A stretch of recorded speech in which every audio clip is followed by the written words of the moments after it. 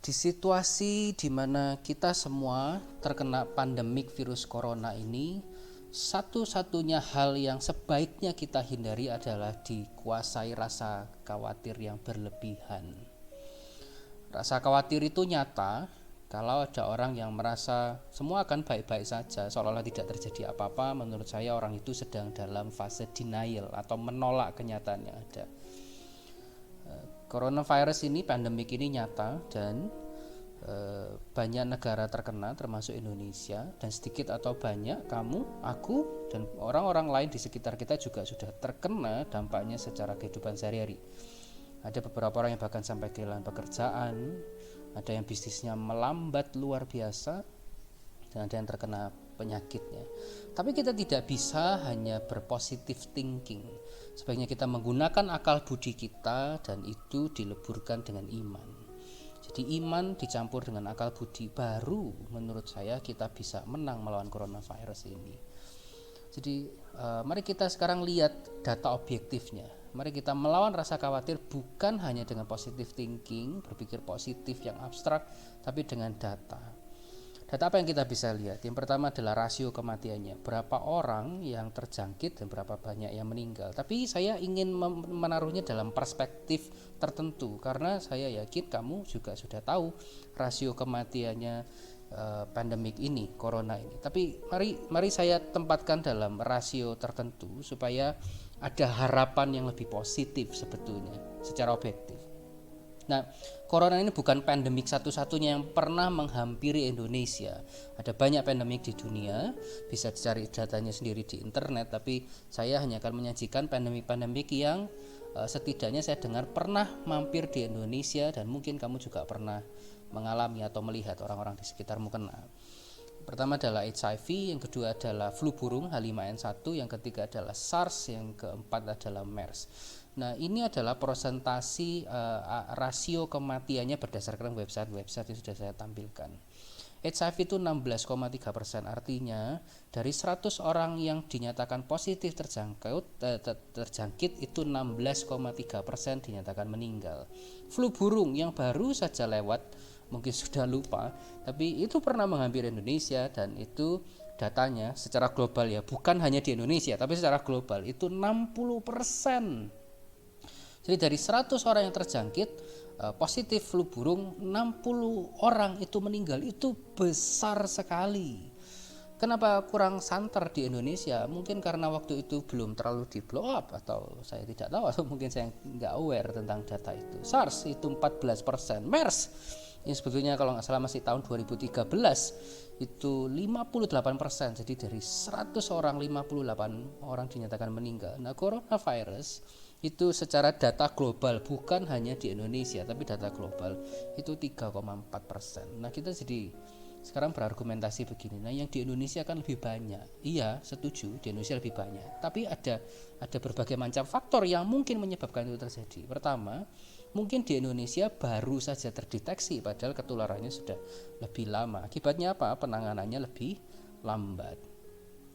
Kita juga tahu betapa relatif tidak patuhnya banyak orang di Indonesia untuk jaga jarak segala macam, sudah sakit masih tetap tidak mau dirawat. Saya setuju ada beberapa orang yang bahkan ditolak oleh rumah sakit, beritanya begitu, karena penuh, tapi itu juga sudah ditangani, sudah ditegur dengan keras. Jadi mari kita tidak dengan sengaja mengambil sudut pandang negatif dari kejadian ini, tapi lihat data konkretnya ini. Kita sudah melewati pandemik-pandemik yang jauh lebih mengerikan daripada corona. Corona ini bisa mengakibatkan kematian, tapi kita sudah melewati yang lebih buruk. Jadi kalau dulu sudah lewat, apalagi yang sekarang. Dengan pertolongan Tuhan, ini juga akan segera berlalu. Saya juga ingin menempatkannya pada perspektif ekonomi. Ini adalah dampak pandemik pasar saham yang saya ambil referensinya dari marketwatch.com. Nah, ini beberapa pandemik yang sekali lagi saya ambil yang sempat mampir di Indonesia dan namanya cukup populer.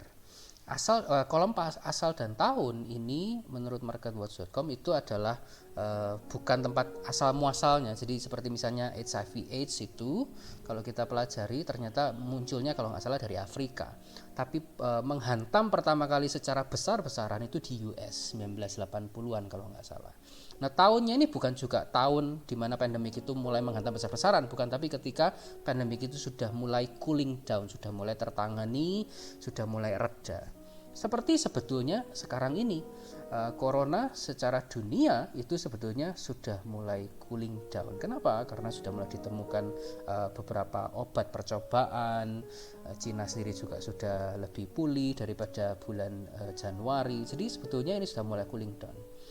Lalu saya akan bandingkan dengan dampak pada pasar negara-negara berkembang dan negara-negara global, maksudnya MSCI itu adalah pasar indeks secara global. Jadi bukan hanya S&P 500, bukan hanya S&P, bukan hanya Dow Jones, bukan hanya Hang Seng negara-negara maju, tapi juga negara-negara berkembang termasuk di sini. Mari kita lihat setelah pandemik itu mulai menurun di bulan pertama itu, dari sejarah pandemik ini memang ekonomi dunia, bukan hanya lokal di sebuah negara, ekonomi dunia rata-rata itu memang masih terkena dampak. Tapi berapa lama? Itu kan jadi masalah. Kita tahu pandemi corona ini pasti akan berlalu, tapi berapa lama? Nah, kita lihat datanya bulan ketiga, bulan ke-6 itu sudah relatif pulih, bahkan melonjak ke atas. Kita lihat misalnya SARS. 1 bulan setelah pandemik itu surut, maka langsung hijau. Bulan ketiga itu hampir 100% kenaikannya. Bulan ke-6 itu juga melonjak cukup drastis. Demam dengue itu dari 1,07 menjadi 7%, lalu kemudian menjadi 9%. Flu burung yang terdampak pertama kali juga di Cina tahun 2006, itu bulan pertama ekonomi dunia itu juga masih surut menurut data ini, minus 0,18%. Tapi bulan ketiga sudah meningkat jadi 2,77, dan bulan ke-6 itu melonjak menjadi 10,05%.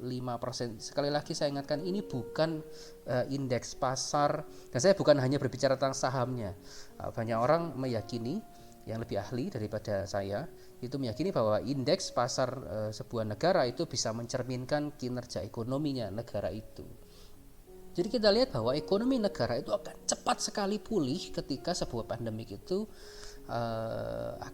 ketika efek pandemik itu sudah mulai surut. Jadi apa yang saya ingin tekankan dari data-data ini adalah jangan terlalu panik. Pandemi corona ini akan segera berlalu.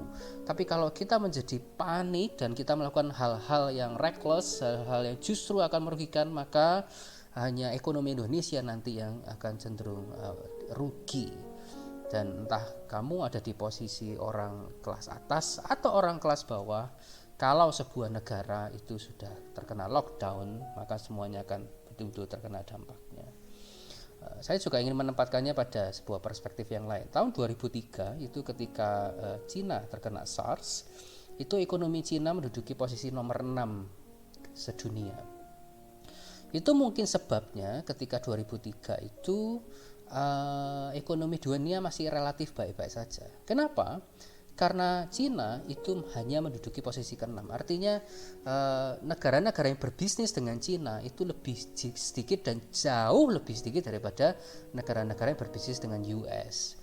Mungkin itu juga salah satu sebabnya kenapa waktu HIV/AIDS itu terkena di US, maka hampir selama 6 bulan itu tidak pulih-pulih. Ada beberapa faktor menurut saya. Pertama, waktu itu negara US itu menjadi superpower sampai sekarang sebetulnya nomor 1 di dunia. Jadi sebagian besar negara di dunia itu berbisnis dengan US. Bayangkan provider telekomunikasi kita, entah kamu pakai Telkomsel atau Indosat atau apapun, kalau satelitnya bermasalah, maka semua orang yang pakai kartu itu kan bermasalah juga. Nah, pada waktu itu HIV menghantam US dengan berat. Jadi semua negara yang berhubungan berbisnis dengan US juga akan terkena dampaknya. Tahun 2003 itu Cina masih nomor 6. Jadi ketika SARS itu muncul di Cina, negara-negara di dunia masih relatif aman, tidak terlalu terkena dampak ekonominya. Tapi situasi mulai berubah di tahun 2006 ketika Cina juga terkena dampak flu burung di tahun 2006. Kenapa terkena dampak seluruh dunianya? Karena Cina waktu itu sudah mulai nomor 4, walaupun jaraknya sama US masih jauh. US itu kekuatan ekonominya waktu itu sekitar 13,8 triliun, sedangkan Cina itu 2,7 triliun. Nah, yang masalah sekarang itu, yang seolah-olah masalah dan bikin kita hopeless, tapi sebetulnya di balik itu ada kesempatan. Adalah sejak tahun 2018 sampai sekarang, Cina itu menduduki kekuatan ekonomi kedua terbesar setelah US. Dan kalau layarmu cukup besar untuk melihat datanya ini, bisa diperhatikan US itu kekuatan ekonominya 20,5 triliun GDP-nya, 20,5 triliun, sedangkan Cina itu mepet dekat sekali dengan US, itu 13,6 triliun. Ini masih data 2018, belum 2013. Jadi lebih dari separuhnya itu kekuatan US itu Cina sudah melampaui, sudah lebih dari separuhnya. Logikanya begini, negara-negara yang berbisnis dengan US kemungkinan besar lebih dari separuh itu juga berbisnis dengan Cina. Itu sebabnya ketika sekarang Cina terkena dampak virus corona, apalagi sampai lockdown, maka hampir separuh dari negara-negara yang berbisnis dengan US itu berbisnis dengan Cina, dan itu semuanya kena dampak, termasuk salah satunya Indonesia. Nah, ada kesempatan apa di baliknya itu dan apa yang bisa kita lakukan? Sebetulnya saya menawarkan konsep yang saya namakan ciptakan, mari kita sama-sama ciptakan efek pegas. Seperti pir ketika ditekan terus nanti bisa membal, ciptakan efek pegas. Bagaimana supaya ini bisa terjadi? Logikanya begini. Pertama kali lockdown dilakukan oleh Cina dan kemudian dilakukan oleh banyak negara yang lain, baik secara full maupun parsial. Nah, ini semua terjadi karena ya seluruh negara itu tergencet, logikanya seperti pegas tadi, sedang tergencet oleh dampak ekonomi Cina yang melesu karena faktor lockdown di Cina itu. Nah, kita tahu bahwa perbedaan corona ini dengan HIV misalnya, HIV itu sebuah penyakit yang justru membuat sistem kekebalan tubuh itu berpikir bahwa tubuh kita sendiri adalah musuhnya, jadi lebih susah disembuhkan. Sedangkan corona itu mirip seperti virus flu katanya orang-orang yang ahli, dan antibodi kita sendiri juga sudah bisa melawan. Dan kita tahu usaha-usaha yang dilakukan oleh Cina maupun pemerintahan-pemerintahan di dunia, termasuk negara kita di Indonesia, untuk memerangi virus ini. Jadi cepat atau lambat, dan sebetulnya akan lebih cepat daripada perkiraan orang-orang yang sekarang sedang dikuasai kekhawatiran apatisme, Cina ini akan pulih. Jadi misalnya Cina itu kita anggap sebagai orang yang berbisnis dengan kita, maka sebentar lagi Cina itu akan segar, Cina itu akan kembali sehat, dan dia akan kembali siap berbisnis. Nah, ini pertanyaannya sekarang, ketika Cina itu siap kembali berbisnis, apakah Indonesia, apakah Surabaya, apakah kita itu juga siap untuk berbisnis? Atau jangan-jangan seperti ilustrasi ini, jangan terlalu mikirin tentang bendera-benderanya, ini hanya ilustrasi. Tapi apakah ketika Cina nanti itu sudah siap untuk kembali berbisnis, tekanannya terangkat seperti ini, itu kita masih dalam kondisi lockdown. Indonesia belum dalam kondisi lockdown. Jadi kamu bisa bayangkan apa yang aku maksud dengan ciptakan efek pegas. Kalau sampai Indonesia itu mengalami lockdown, sedangkan Cina nanti sudah siap berbisnis dan itu akan terjadi sebentar lagi, maka kita yang akan rugi besar. Tapi kalau Indonesia, Surabaya atau kota di mana kamu tinggal itu bisa terhindarkan dari lockdown, maka ketika Cina nanti kembali sehat, Indonesia, kamu, aku, dan kota di mana kita tinggal itu sudah siap melonjak duluan. Ini yang saya maksud dengan ciptakan efek pegas. Jadi bagaimana caranya supaya kita bisa menciptakan efek pegas?